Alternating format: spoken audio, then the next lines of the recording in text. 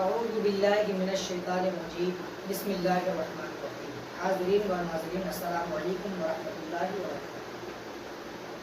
سب سے پہلے سرکار دو عالم صلی اللہ علیہ وسلم کی بارگاہ میں درود پاک کا ہدیہ بچھاوا کریں. اللہم صلی علی سیدنا مولانا محمد معدن الجود والکرم بارک وسلم صلاۃ و سلام علیک یا رسول اللہ صلی اللہ تعالی علیہ وسلم.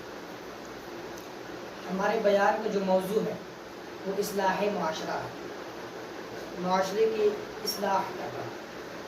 اور جو لوگ اس کلپ اس ویڈیو کو سنیں گے اور سننے کے ساتھ عمل کرنے کی اور دوسرے کو عمل کرانے کی دستی ضرورت پڑنی چاہیے اور پڑی.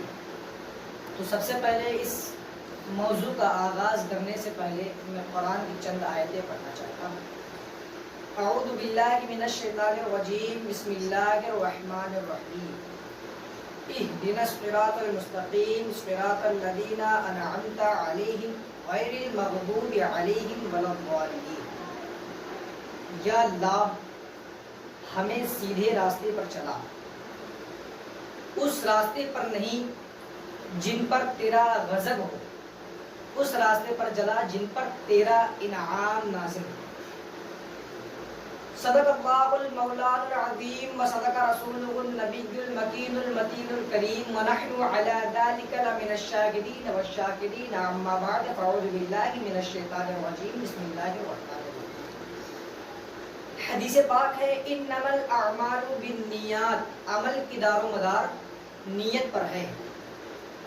بعض لوگ کی نیت ہوتی ہے کہ اب جیسے محرم شریف کا مہینہ آیا، ربیع الاول شریف کا مہینہ آیا، دیگر مہینے جو فضائل جس ہر مہینے میں کسی نہ کسی کی فضیلت ہے، اور جب بالخصوص جب ایسا ماحول ہمارے سامنے آتا ہے تو لوگ اپنی اپنی نیت کے اعتبار سے لوگ اپنا اپنا کام کرتے ہیں. بعض لوگ کی نیت ہوتی ہے کہ ہم احسان ثواب کرائیں گے، بعض لوگ کی نیت ہوتی ہے ہم جلوس نکالیں گے، بعض لوگ کی نیت ہوتی ہے کہ ہم اس میں لنگر خوانی کرائیں گے. تو اس کو کرانے کا اور اسے منانے کا طریقہ جس طریقے سے علماء نے بیان فرمایا کتابوں میں ہے، قرآن حدیث میں جس طریقے سے جو کچھ بھی ہے اسی طریقے سے ہمیں اس پر چلنا چاہیے. اور چلنے کے لیے سب سے پہلے ضروری ہے ایک حدیث جو ہمارے سامنے علماء بار بار لے کر آتے ہیں لیکن ہم نظر انداز کر دیتے ہیں. آج وہ حدیث سنیں گے اور انشاءاللہ اس پر عمل کریں گے. طلبۃ العلم فریضۃ علی کل مسلم و مسلمہ، بے شک ہر مسلمان مرد عورت پر علم دین کا سیکھنا فرض ہے. آج کے ڈیٹ میں جو ہو رہا کہ ہمارے یہاں جاہلیت کی تاریکیاں بڑھتی چلی جا رہی ہیں اور علم کم ہوتے چلا جا رہا ہے، تو اس لیے علم دین کا سیکھنا فرض کیا گیا ہے.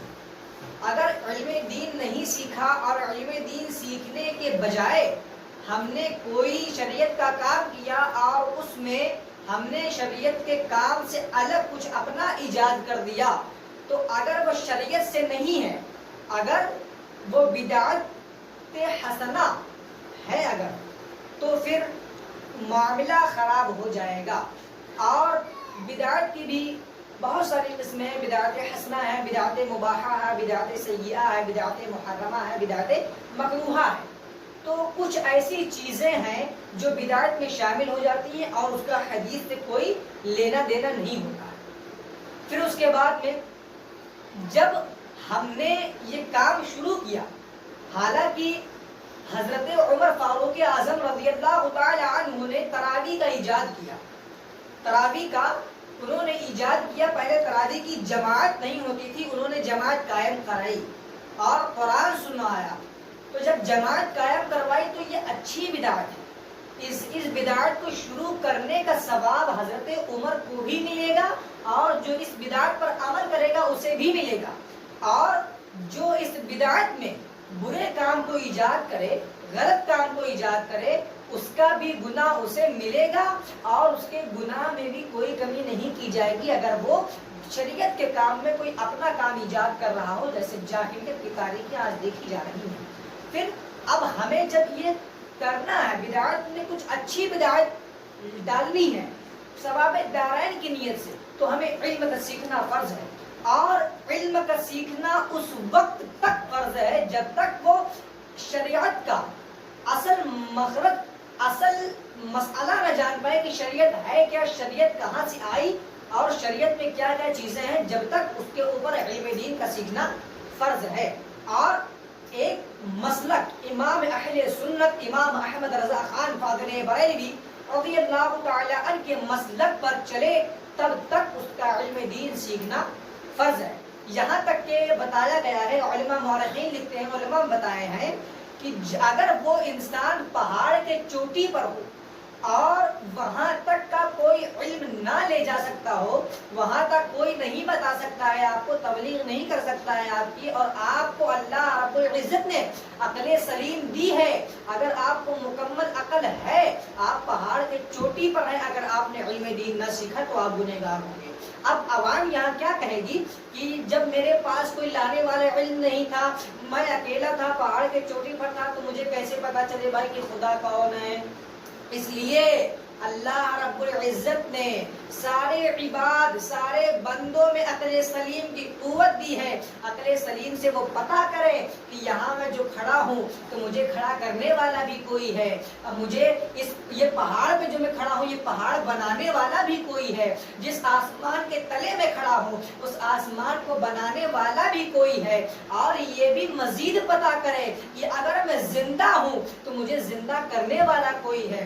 یہ علم کتاب سے نہیں آئے گا، یہ آپ کے عقل سلیم سے آئے گا۔ تو آپ اگر پہاڑ کے چوٹی پر ہیں اور وہاں تک کوئی علم نہ لے جا سکا، وہاں تک پتہ ہی نہ ہو کہ علم کا دور دور تک پتہ نہ ہو کہ علم یہاں کہاں سے شروع ہوتا ہے، تو آپ کو اللہ رب العزت نے عقل سلیم دی ہے، آپ وہاں سے اپنی عقل لگا کے اپنا خود محاسبہ کریں کہ ہم جہاں کھڑے ہیں اس کا پیدا کرنے والا بھی کوئی ہے، ہمیں پیدا کرنے والا بھی کوئی ہے، ہمیں بنانے والا بھی کوئی ہے، ہمیں زندہ رکھنے والا بھی کوئی ہے، ہمیں کھلانے والا بھی کوئی ہے، ہمیں پلانے والا بھی کوئی ہے۔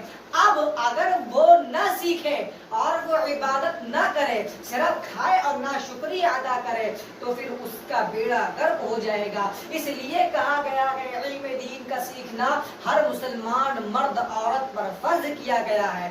بعض لوگ کہتے ہیں کہ سب سے پہلا کیا ہے؟ نماز ہے، لیکن سب سے پہلا اگر دیکھا جائے نظریات شریعت سے تو سب سے پہلا ایمان ہے۔ اگر ایمان مکمل نہیں تو نماز مکمل نہیں، نماز مکمل نہیں تو قرآن مکمل نہیں، قرآن مکمل نہیں تو پاکی مکمل نہیں، اور پاکی نہیں مکمل تو کچھ نہیں مکمل ہے۔ اس لیے پھر بتایا جا رہا ہے کہ علم دین اسی وجہ سے سیکھنا فرض ہے۔ بعض لوگ گھر میں غسل کرتے ہیں، پورا ٹنکی نہا لیتے ہیں، پوری ٹنکی نہا لیتے ہیں، لیکن ان کا غسل مانا نہیں جاتا ہے جب تک کہ وہ غسل کرنے کا صحیح طریقہ نہ معلوم۔ آج سوشل میڈیا پر بہت لوگ ہیں جو اپنے عقیدے بیان کر رہے ہیں، اپنا طریقہ بیان کر رہے ہیں، لیکن اصل طریقہ جاننے کے لیے مرکز اہل سنت سے وابستہ ہو تبھی آپ کو پتا چلے گا کہ شریعت ہے کیا۔ لوگ تو بہت الٹ پھیر کر رہے ہیں شریعت میں، اپنے طرف سے کچھ ایجاد کر رہے ہیں، کچھ الگ سے ایجاد کروا رہے ہیں، تو اس سب پہ آپ کو فوکس نہیں کرنا ہے۔ اگر آپ کو مستند علم سیکھنا ہے، مکمل علم سیکھنا ہے، تو کسی صالح عالم صاحب کے پاس آپ جائیں، وہاں سے علم سیکھیں۔ اگر عالم صاحب کو کوئی مسئلہ پھنسے تو دوسرے عالم صاحب کے پاس جائیں، اسی مسئلے کے بارے میں آپ بیان فرمائیں کہ حضرت یہ ایسا میرا مسئلہ ہے اور فلاں عالم صاحب نے ایسا بتایا ہے، آپ کا کیا نظریہ ہے؟ مجھے سمجھ میں نہیں آیا، آپ مجھے بتائیں کہ کیا ہونا چاہیے، کیسے کیا ہونا چاہیے۔ آپ ان سے رابطہ کریں، آپ علم سیکھیں۔ آج علماء موجود ہیں تو لوگ علم سیکھنا نہیں چاہتے۔ ارے مسلمانوں، تم ذرا سوچو تو، جب حضور کا زمانہ تھا تو مدرسہ نہیں ہوا کرتا تھا، چند صحابہ حضور کے پاس بیٹھتے تھے اور علم لیتے تھے، یہ طریقہ تھا۔ اور آج جب ہمارے سامنے محلے میں، گلی گلی میں مسجدیں موجود ہیں، گلی گلی میں، محلے میں مدرسے موجود ہیں، تو ہمارے عالم صاحب موجود ہیں۔ ایک محلے میں اگر آپ کھول کر دیکھی جائے تو 3-4 عالم آپ کو ملیں گے، اور جید عالم ملیں گے آپ کو بتانے کے لیے۔ لیکن ہمارا کیا حال ہے کہ ہم سیکھنا نہیں چاہتے۔ کوئی مسئلہ ہوا، فون اٹھایا، یوٹیوب اٹھایا، فوراً دیکھ لیا۔ یہ کیا ہے؟ جب تک آپ عالم سے نہیں سمجھ پائیں گے، جب تک آپ عالم سے نہیں رابطہ کریں گے، تب تک آپ کو مکمل مسئلہ نہیں سمجھ میں آئے گا۔ اور میں نے ابھی جو اپنے بیان کے درمیان غسل کی بات کری ہے، تو غسل کا مکمل فرض جان لیجیے آپ کیا کیا ہے۔ غسل کرنا صرف نہانا نہیں ہے، غسل کرنے کا نام صرف پانی اور صابن سے نہانا نہیں ہے، غسل کرنا صرف اور صرف اپنے بدن کے گندگی کو صاف کرنا نہیں ہے۔ غسل کا مطلب یہ ہے کہ مکمل پاکی حاصل کرنا، اور مکمل پاکی حاصل کرنے کا طریقہ یہ ہے کہ سب سے پہلے آپ وضو کے طریقے سے اپنا غسل کریں، پاؤں دھونے کے بجائے سارے بدن پر پانی بہائیں، اور اگر آپ وضو مکمل نہیں کر سکتے پھر اس کے بعد میں آپ کا طریقہ کیا ہے، آپ فرض کریں، 3 بار آپ کلیہ کریں۔ اگر آپ روزے سے ہوں تو غرارے کے ساتھ نہ کریں، اگر آپ بغیر روزے کے ہوں تو غرارے کے ساتھ کلی کریں۔ کلی کرنے کے بعد میں ناک میں نرم ہڈی تک پانی پہنچائیں، اور تیسرا یہ ہے کہ پورے بدن پر اس طریقے سے پانی پہنچائیں کہ ایک بھی بال آپ کا سوکھا نہ رہ جائے۔ یہ غسل کا طریقہ ہے۔